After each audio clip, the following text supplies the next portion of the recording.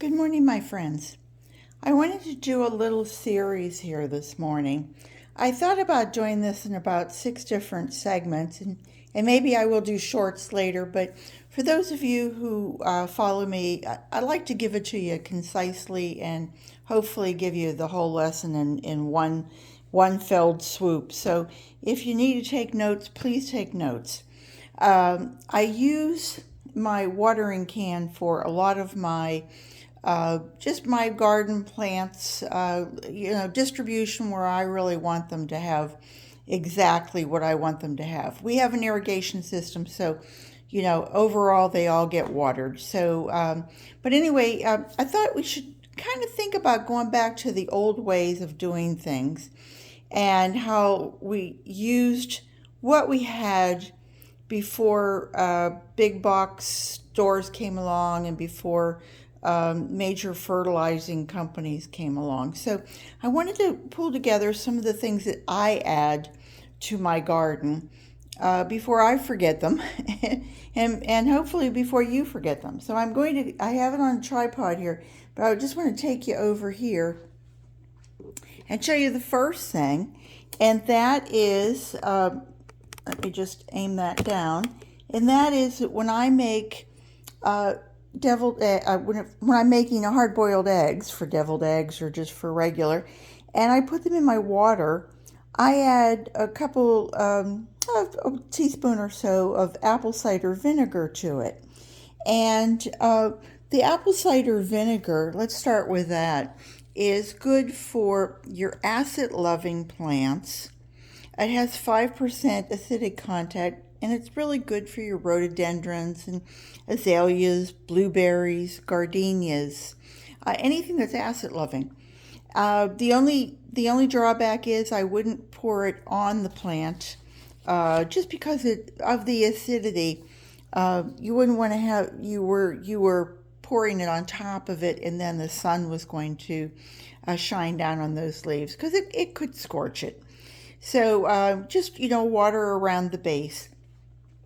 Now the water itself, and that's what I'm talking about. I'm not telling you to put vinegar on your plants. I'm telling you you're going to put it in your water. It keeps the eggs from cracking. At least that's what I've been told. And so what I do is then, take my eggs out of my water. I let it cool down, and then this water gets added to my watering can. If I have other water in there, that's fine. It gets added to it. The egg shells themselves, while they were being boiled, will leach into that water, and they will provide calcium. And the calcium will help lower the pH of not only the water, but as you're adding it to your plants, it helps to lower the pH. It may be minuscule, but if you make a lot of eggs or you do this on a regular basis, it'll help. And eggshells discourage blossom end rot, like in your tomatoes, and I believe in peppers and any of those plants. So that's it for that section. Now come on over here, and I just found this one out a month or so ago, that if you take your rice, if you're making rice, and you rinse it first, save that rinse water, because you're rinsing off the little powder that's on here, the rice powder that's on here, and that's very high in starch. It also has vitamins in it, and those vitamins, NPK, I always forget the names, nitrogen, phosphorus, and potassium, are really good for your plants. Remember, it's nitrogen, NPK. It's shoots, roots, flowers, and fruits. So if you remember that, you'll remember what N, P, and K are actually for. So I've been saving my rice water. It's supposed to be good for your hair and skin as well, but I like to use it in my plants. I was just making potato salad, and I boiled water, and I didn't use salt in my water. So I had just plain potato water. And so I can again use that for my plants. Again, it's a starchy water, it's high in sugars, and it would be very, very good for you. I think that was it. You can actually use, now this could be used anytime.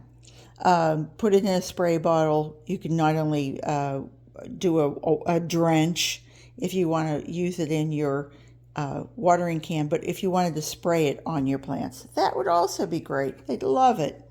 I started saving my vegetables that come in a can. If there's no salt added, then I go ahead and drain that water, and I add that into my rainwater, because I water with rainwater.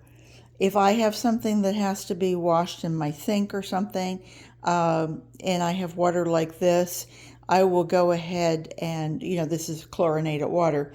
It takes a good 24 hours for the chlorine to dissipate.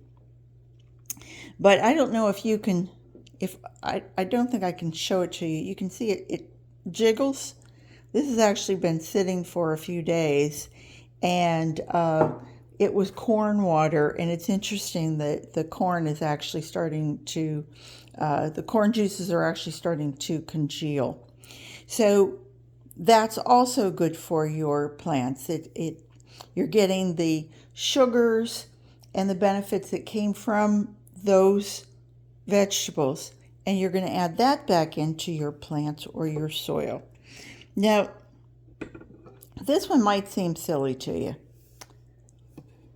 but then again, I'm just a silly person. And we love mushrooms. And of course, I think anybody who's a chef, you know that you're not supposed to take these out and wash them and then put them back in your refrigerator. If you're going to, my husband worked as a chef, and they brushed off the dirt. That was it. There was no, you didn't have where you were washing it. They had a mushroom brush. And I personally, I like to rinse mine off. And there are times where I'll find little clumps of soil in there, mushroom soil, mushroom compost, that it's still in there. And whether I'm just rinsing them with a little bit of water or whether I am actually just taking the container.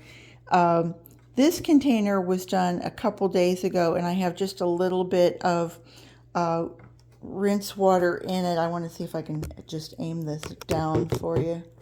There we go. And you can see the difference. This was done like, a day and a half ago. And this was done about 4 days ago. And you can see how the fungi in the water and in what's left behind is just starting to kind of like grow. So these would be great for my worms or compost. If I want to, I can add it, of course, to my watering can, and I can disperse that into my garden.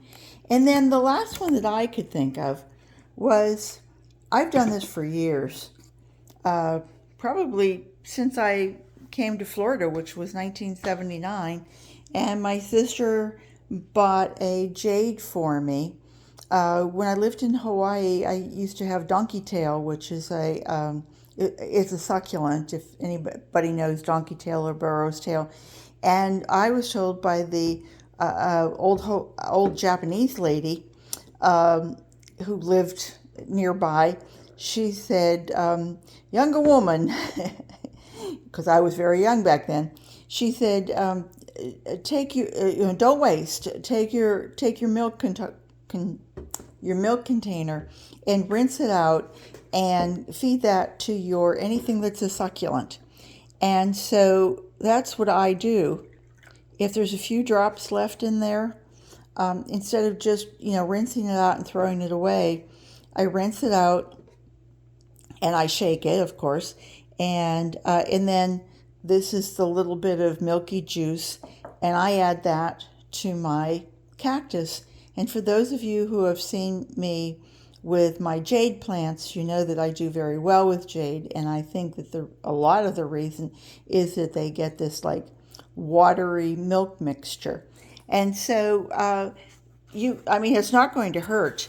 Any of these things are not going to hurt. I'm going to take you out now and just show you that whether you're taking those few little drops and adding it to one thing, or whether you took that and added it to your milk can, whatever you're using all of this for, these are things that for years, for centuries, I think, people just, I should say in modern times, people just rinse their food and they throw it away.